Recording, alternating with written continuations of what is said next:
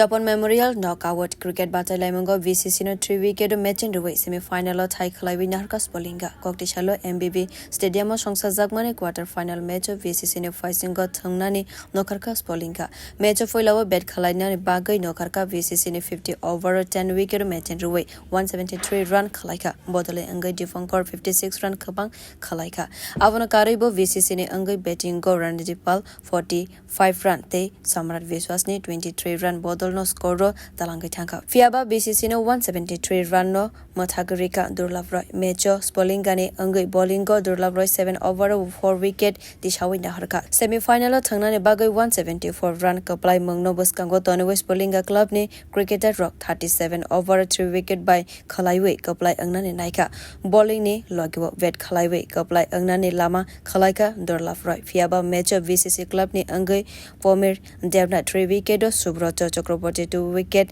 Dishawe Kibiwo Deramongo khwlaikha Sphulinga no Avoni Logiwo Narsinger Ghana Police Training Academy ne Thangkholawo quarter final match Khwlaikha Sanghati Sphulinga JCC match JCC no 2 wicket match in Ruwe semi final Thai khwlaikha Sanghati club quarter final poila ne match no khare poila bet khwlaikha JCC 47 over 3 ball 10 wicket match in Ruwe 191 run khwlaikha Avoni olo bet khwlaina ne bagai no khare Sanghati Sangho club 42 over 2 ball 8 wicket match in Ruwe scoreboard run harkha